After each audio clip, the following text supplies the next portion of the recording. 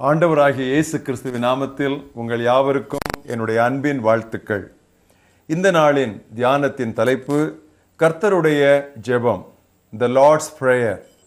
வாசிக்க வேண்டிய பகுதி யோவான் 17ஆம் அத்தியாயம் 20ஆம் வசனம் முதல் 26ஆம் வசனம் வரை.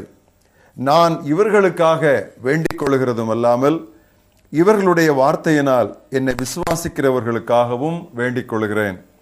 அவர்கள் எல்லாரும் ஒன்றாய் இருக்கவும், பிதாவே, நீர் என்னை அனுப்பினதை உலகம் விசுவாசிக்கிறதற்காக நீர் என்னிலேயும் நான் உம்மிலேயும் இருக்கிறது போல அவர்கள் எல்லாரும் நம்மில் ஒன்றாயிருக்கவும் வேண்டிக் கொள்கிறேன். நாம் ஒன்றாயிருக்கிறது போல அவர்களும் ஒன்றாயிருக்கும்படி நீர் எனக்கு தந்த மகிமையை நான் அவர்களுக்கு கொடுத்தேன். ஒருமைப்பாட்டில் அவர்கள் தேறினவர்களாயிருக்கும்படிக்கும் என்னை நீர் அனுப்பினதையும் நீர் என்னில் அன்பாயிருக்கிறது போல அவர்களிலும் அன்பாயிருக்கிறதையும் உலகம் அறியும்படிக்கும் நான் அவர்களிலும் நீர் என்னிலும் இருக்கும்படி வேண்டிக் கொள்கிறேன். பிதாவே, உலக தோற்றத்திற்கு முன் நீர் என்னில் அன்பாயிருந்தபடியினால் நீர் எனக்கு தந்த என்னுடைய மகிமையை நீர் எனக்கு தந்தவர்கள் காணும்படியாக நான் எங்கே இருக்கிறேனோ அங்கே அவர்களும் என்னுடனே கூட இருக்க விரும்புகிறேன். நீதியுள்ள பிதாவே, உலகம் உம்மை அறியவில்லை, நான் உம்மை அறிந்திருக்கிறேன். நீர் என்னை அனுப்பினதை இவர்களும் அறிந்திருக்கிறார்கள். நீர் என்னிடத்தில் வைத்த அன்பு அவர்களிடத்தில் இருக்கும்படிக்கும் நானும் அவர்களில் இருக்கும்படிக்கும் உம்முடைய நாமத்தை அவர்களுக்கு தெரியப்படுத்தினேன், இன்னமும் தெரியப்படுத்துவேன் என்றார். இன்றைய மனன வசனம் சங்கீதம் 34:3. என்னோடே கூட கர்த்தரை மகிமைப்படுத்துங்கள், நாம் ஒருமித்து அவர் நாமத்தை உயர்த்துவோமாக. ஓ, magnify the Lord with me and let us exalt his name together. மலைப்பிரசங்கத்தை மன்றாட்டு சொற்பொழிவு அல்லது ஜெப பிரசங்கம் என்று அழைத்து கடந்த 4 நாட்களாக அதை தியானித்து வருகிறோம்.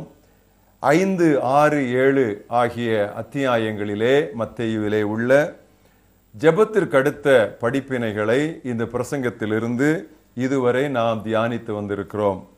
இன்று தொடர்ந்து அதை நாம் தியானித்து இந்த தியான வரிசையை நாம் முடிப்போம். கூட்டுறவே நாட்டுயர்வு, நம் உயர்வு என்பது நாம் அறிந்த உண்மை. வேற்றுமையில் ஒற்றுமை காண்பது நமது பண்பாடு. நான் என்று கூறும்போது உதடுகள் ஒட்டுவது இல்லை. நாம் என்று உச்சரிக்கும் போதுதான் உதடுகள் ஒட்டுகின்றன என்றார் கலைஞர் கருணாநிதி அவர்கள்.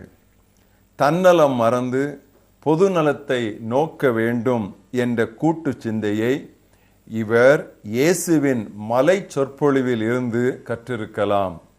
இந்த உயர்ந்த சித்தாந்தத்தை ஆண்டவர் நமக்கு கற்பித்த ஜெபத்தில் தெளிவாக உணரலாம். மத்தேயு 6:9-13. எங்கள் விண்ணக தந்தையே, உமது நாமம் பரிசுத்தப்படுவதாக, உமது அரசு வருவதாக, உமது சித்தம் விண்ணிலே செய்யப்படுகிறது போல மண்ணிலேயும் செய்யப்படுவதாக. எங்களுக்கு வேண்டிய உணவை இன்று எங்களுக்கு தாரும். எங்கள் கடனாளிகளுக்கு நாங்கள் மன்னிக்கிறது போல எங்கள் கடன்களை எங்களுக்கு மன்னியும். எங்களை சோதனைக்குட்பட பண்ணாமல் தீமையினின்று எங்களை ரட்சித்துக் கொள்ளும். ஆளுகையும் வல்லமையும் மகிமையும் என்றென்றைக்கும் உம்முடையவைகளே, ஆமேன்.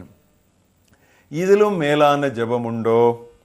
பிதாவின் சித்தத்தை பூரணமாய் அறிந்திருந்த ஜெபவீரன் இயேசுவின் புனித வார்த்தைகள் இவை.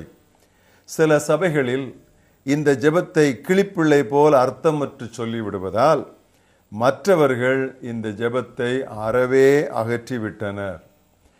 துர்ப்பிரயோகத்திற்கு பரிகாரம் அப்பிரயோகமா? குடும்ப ஜெபங்களில் இந்த ஜெபத்தை சொல்லுவது பேராசீர்வாதம். இந்த ஜெபம் காரியங்களை முக்கியத்துவ ரீதியில் வரிசைப்படுத்துகிறது. It sets things in the order of priority. முதலாவது தேவநாமம், இறையரசு, திருச்சித்தம். அடுத்து நமது உடலுக்கு அடுத்த தேவைகளும் பிறரோடுள்ள உறவும். மூன்றாவது, சோதனையை மேற்கொள்ள ஒவ்வொரு நாளும் ஜெபிக்க வேண்டும். ஆவி உற்சாகமாக இருந்தாலும் உடல் பலவீனமானது. இந்த மன்றாட்டில் வரும் எங்கள், எங்களுக்கு, நாங்கள், எங்களை என்ற பதங்கள் பன்மையையே குறிக்கின்றன. ஆம், கூடி வாழ்வோம், கோடி நன்மை பெறுவோம்.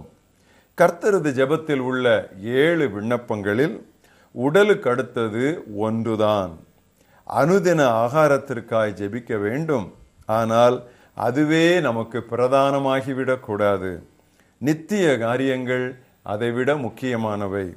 இந்த ஜெபத்தில் உள்ள 7 வேண்டல்களையும் ஒவ்வொன்றாய் முழங்காலில் நின்று தியானித்து பாருங்கள். மங்கும் உங்கள் ஜெப வாழ்வு மலரும். வானகம் வாழ்த்திடும் எங்கள் தந்தாய், வாழ்க உம் திருநாமம், வருக உம் அரசு, பெருக உம் விருப்பம், வாழ்க உம் திருநாமம், ஆட்சியும் ஆற்றலும் அனைத்துன மாண்பும் வாழ்க உம் திருநாமம், இன்று போல் என்றும் இறைவனே உமதே, வாழ்க உம் திருநாமம். ஆமேன். என்னோட கூட கர்த்தரை மகிமைப்படுத்துங்கள். நாம் ஒருமித்து அவர் நாமத்தை உயர்த்துவோமாக. ஓ, magnify the Lord with me and let us exalt his name together. ஜெபிப்போம். எங்க நல்ல பிதாவே, உம்முடைய குமாரனாகிய இயேசு கிறிஸ்துவின் மூலமாக நீர் எங்களுக்கு கற்றுக் கொடுத்த அருமையான ஜெபத்திற்காக நாங்கள் உமக்கு நன்றி சொல்லுகிறோம். உம்முடைய நாமம் பரிசுத்தப்படவும், உம்முடைய ராஜ்யம் வரவும், உம்முடைய சித்தம் பரமண்டலத்திலே செய்யப்படுவது போல பூமியிலே செய்யப்படவும் கர்த்தாவே நாங்கள் ஜெபிப்பதோடு எங்களுடைய முழு ஆத்துமாவோடும், முழு பலத்தோடும், முழு சிந்தையோடும், முழு ஆவியோடும் அதற்காக நாங்கள் போராடி உழைக்க கர்த்தர் உதவி செய்ய வேண்டும் என்று நாங்கள் ஜெபிக்கிறோம். அன்றன்றுள்ள ஆகாரத்தை எங்களுக்கு தாரும். கர்த்தாவே, எங்கள் கடனாளிகளுக்கு நாங்கள் மன்னிக்கிறது போல எங்கள் கடன்களை, குற்றங்களை, பாவங்களை எங்களுக்கு மன்னியும். நாங்கள் சோதனைக்கு உட்பட பண்ணாமல் எங்களை கர்த்தாவே நீர் தீமை என்று ரட்சித்துக் கொள்ளும். ராஜ்யம் உம்முடையது தானே, வல்லமை உம்முடையது தானே, மகிமை உம்முடையது தானே. எல்லாவற்றுக்கும் பாத்திரரான உம்மை நாங்கள் மகிமைப்படுத்துகிறோம். விசுவாசிகளாகிய உமது பிள்ளைகளாகிய எல்லாரையும் கூட்டி சேர்த்து நாங்கள் உம்மை மகிமைப்படுத்துகிறோம். உம் திருநாமம் வாழ்க, உம் இறையரசு வருக, உமது திருநாமம் எங்கும் பரவட்டும் ஆண்டவரே. கர்த்தாவே, எங்களுடைய ஜெப வாழ்க்கையிலே ஒரு பெரிய மலர்ச்சியை, ஒரு பெரிய எழுச்சியை, ஒரு பெரிய புரட்சியை கர்த்தாவே நீர் கட்டளையிட வேண்டும் என்று நாங்கள் ஜெபிக்கிறோம். பாதம் பணிகிறோம். எங்கள் ஜெபங்களையும் எங்கள் துதிகளையும் ஏற்றுக்கொள்ளும் எங்கள் ஜீவனுள்ள பிதாவே. ஆமென்.